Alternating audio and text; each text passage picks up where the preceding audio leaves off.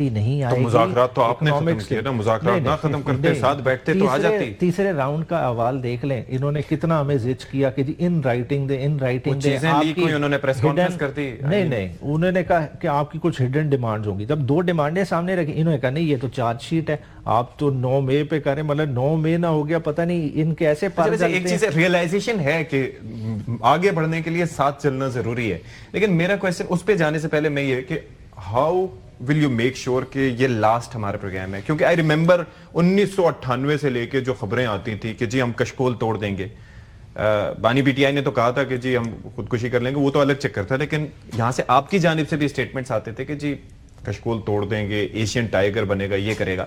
اب مسئلہ یہ ہے کہ قرضے لے کے قرضے چکائے جاتے ہیں, جو ہمارا حساب کتاب ہے. جی آپ کا سوال, you fix this? It's a very pertinent question, جائز سوال ہے. دیکھیے پہلی بات تو یہ ہے کہ جو ابھی ماہر صاحب بات کر رہے تھے نا, دیکھیے بات یہ معیشت تو ریکور کر رہی ہے, اور یہ کانٹیکٹ ذرا آپ یاد رکھیے کہ پچھلی فروری میں ان کے پاس بھی ایک موقع آیا تھا پیپلز پارٹی کے ساتھ بات کرنے کا, حکومت بنانے کے لیے. انہوں نے ذمہ داری سے اجتناب کیا. دیکھیے اور سب کا یہ خیال تھا کہ معاشی حالات اتنے مشکل ہیں کہ جون جولائی تک تو ایسے حالات ہو جائیں گے کہ کسی سے بھالے نہیں جائیں گے. معیشت سنبھلی, IMF کا پروگرام بھی ہوا.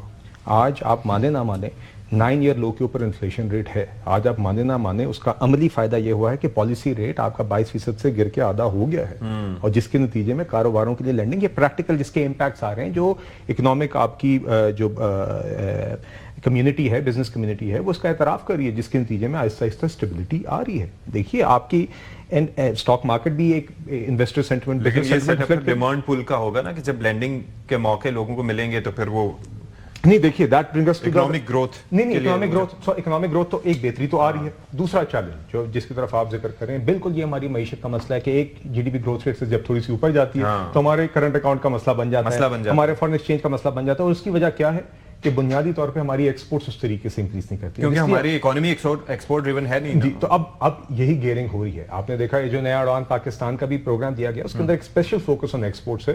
بالکل اب ہمیں جو میکرو اکنامک ایک بیس مل گئی ہے, جس سے ہماری میکرو اکنامک اسٹیبلٹی آئی ہے, آپ کی مہنگائی قابو میں آ رہی ہے, آپ کی تھوڑی سی اکنامک ایکٹیویٹی بڑھی ہے. تو اب the objective is کہ by the end of this IMF program ہم اپنی ڈالر کمانے کی جو صلاحیت ہے معیشت کی, چاہے وہ ریمیٹنسز سے ہو, چاہے وہ فورن ڈائریکٹ انویسٹمنٹ سے, اور پرائمریلی ایکسپورٹ سے ہو, اسی کو ہم نے بڑھانا ہے تاکہ آئندہ ہمیں کبھی بھی فورن ایکسچینج ریزرو کرائسس کے لیے کہیں جانا نہ پڑے. یہ تھوڑا سا ایک دفعہ صحیح, آئی ایم شیور کہ آئی ریممبر کہ آپ سے اس معاملے پہ پہلے بھی صبح میں میرے خیال میں بات ہوئی تھی آپ کے مارننگ شو پہ. جی کہ وہ بھائی یہ جو مہنگائی کی شرح نہیں, مہنگائی میں اضافے کی شرح, یعنی کہ there is a difference in that کہ مہنگائی ابھی بھی بڑھ رہی ہے, لیکن یہ ہے کہ اس کی شرح کم ہوئی ہے. آپ ٹیکنیکل جو بات آپ کریں یہ بالکل مناسب ہے کہ مہنگائی کی شرح جب ہم کہتے ہیں تو ایک موازنہ ہوتا ہے.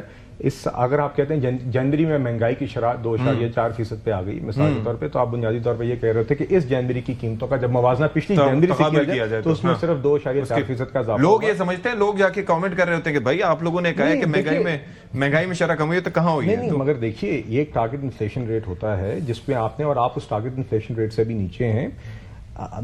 ریالٹی یہ ہے کہ یہ پہلے کافی زیادہ رہا ہے, جس کی وجہ سے ایک آپ کی رن اوے مہنگائی رہی ہے, رن اوے انفلیشن رہی ہے, اور ہم اس کو بیونڈ ایکسپیکٹیشنز. بریک پہ جانے سے پہلے میں ذرا عمیر صاحب یہ ذرا مجھے بتائیے گا کہ ایک چیز ابھی ہوئی, یعنی کہ انڈیکیٹرز پازیٹیو آئے, تو ہمارا یہ ہے کہ بھائی تھوڑا سا ٹرکل ڈاؤن ایفیکٹ عوام تک بھی جانا چاہیے. یعنی کہ ابھی تک کئی مقامات پر اگر ان کو ہائی لائٹ کیا جائے تو بیسک سیلری جو ہے نا 37,000 روپے کی, یہ لوگوں کی نہیں ہو سکی ہے. حالانکہ 37,000 بھی کچھ بھی نہیں ہے, لیکن بیسک نہیں ہو سکی. لیکن ایک جو موو ہوئی جس سے پنجاب اسمبلی میں ہم نے دیکھا کہ وہاں پر لوگوں نے بینیفٹ کیا, نیشنل اسمبلی میں لوگوں نے بینیفٹ کیا, سندھ اسمبلی میں کافی اس پہ ہوا, KP میں تزئین و آرائش کے معاملات پہ کافی وہاں پر فنڈز نکلے. تو یہ جو فنڈز کی تقسیم اور جس طریقے سے ان کو لگایا جا رہا ہے, تو لوگ اس میں کویسچن اٹھاتے ہیں کہ وہ پروسیس کیا ٹھیک ہے, کہ آپ لوگ اگری کرتے ہیں اس سے کہ جو صحیح ہو رہا ہے, صحیح جگہ پیسے لگ رہے ہیں سارے. فنڈز تو پاکستان میں موسٹلی مس اپروپریٹ ہوتے ہیں. اگر بلوچستان کے آج ایک دیکھیں سچویشن بنی ہوئی ہے, تو کاغذوں میں تو اتنے فنڈز خرچ ہوئے ہوں گے کہ آپ پریشان ہو جائیں گے, مگر بلوچستان میں آپ کو سنگل ڈیول کیریج وے نہیں ملے گا. حالات ہی ہیں. اگر انڈسٹری وائز بات کریں 140 ٹیکسٹائل مل اس ملک میں اسی دور میں بند ہو گئی ہے. دیکھیں ایکسپورٹ بڑھانی ہے نا, بات ہے کہیں سے سٹارٹ کرنا پڑے گا. آئی پی پیز والا کوئی عمران خان تو نہیں سائن کر کے گیا تھا نا, آئی پی پیز نے اس طرح سے آپ کو پکڑا ہوا ہے کہ آپ کو ہلنے ہی نہیں دے رہے, جس وجہ سے بجلی مہنگی ہونے کی وجہ سے آج کیا ہو رہا ہے کہ آپ کے سارے ٹیکسٹائل کے آرڈرز بنگلہ دیش اور آگے چلے گئے. دیکھیں آپ کو سب سے بڑا پرابلم کیا ہے, انڈیکیٹرز اچھے ہو جائیں, ہر سال 50 لاکھ ورک فورس میں اضافہ ہو رہا ہے, انہیں کدھر کھپت کرنا ہے.